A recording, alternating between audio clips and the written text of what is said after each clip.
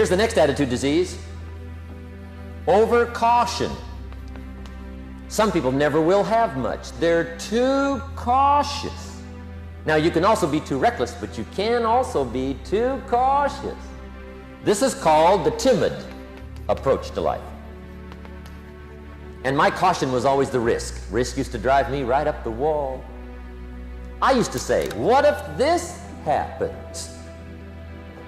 It's called the language of the poor. What if this happens? And on top of that, if this was to happen, look at the fix I'd be in. I better not try. I could always ace myself out. Then I'll tell you what changed my whole life when I finally discovered it's all risky. The minute you were born, it got risky. If you think trying is risky, wait till they hand you the bill for not trying.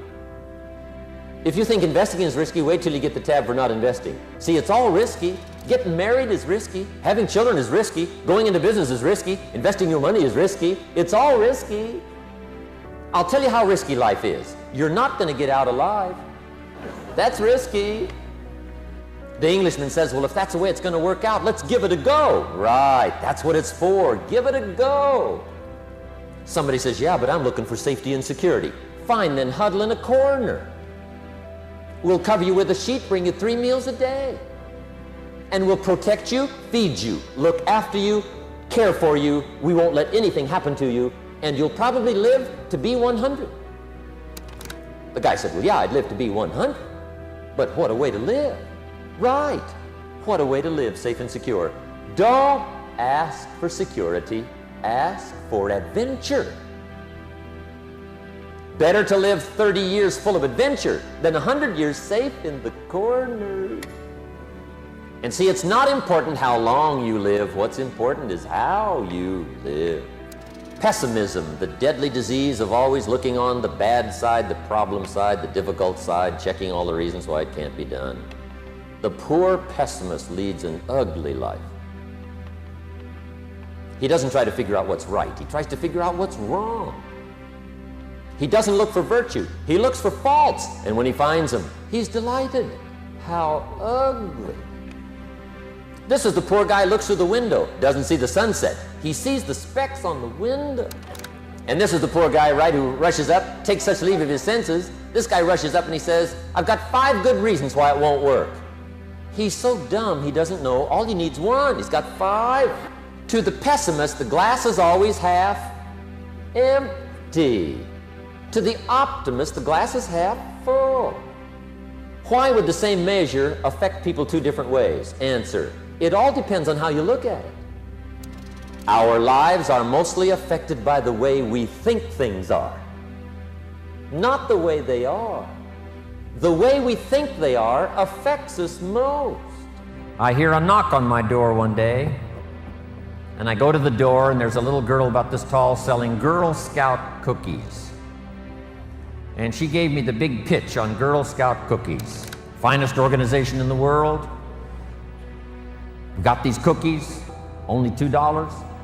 Support the Girl Scouts. No problem, I wanted to. And with a big smile, she politely asked me to buy. I did want to buy. Big problem. I didn't have $2 in my pocket. So I thought, I can't tell her that. So I thought, well, next best, I lied to her. And I said, look, I've already bought lots of Girl Scout cookies. I've still got plenty in the house that we haven't eaten yet. She said, well, that's wonderful. Thank you very much. And she leaves. When she leaves, I say to myself, I don't want to live like this anymore. I mean, how low can you get lying to a Girl Scout? I mean, that's as low as it gets.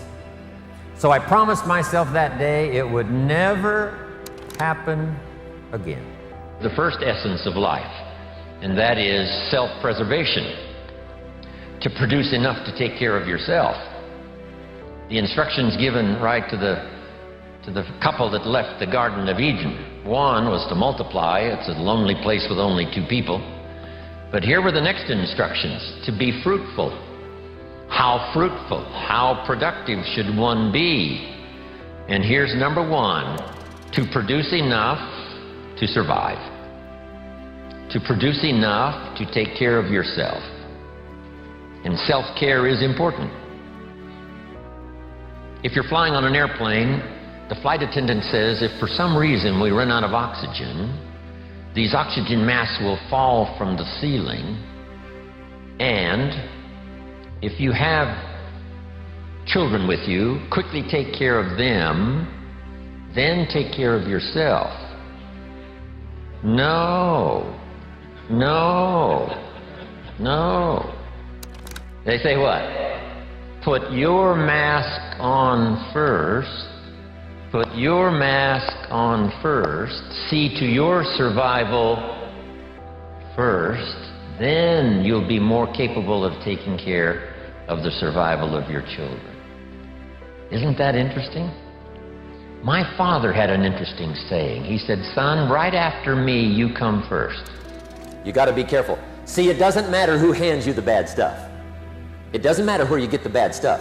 It'll still do its damage on your bank account, wherever you get it. Mr. Schoaf gave me one of the greatest phrases when I first met him when he said, Jim, every day stand guard at the door of your mind. How important. Stand guard at the door of your mind.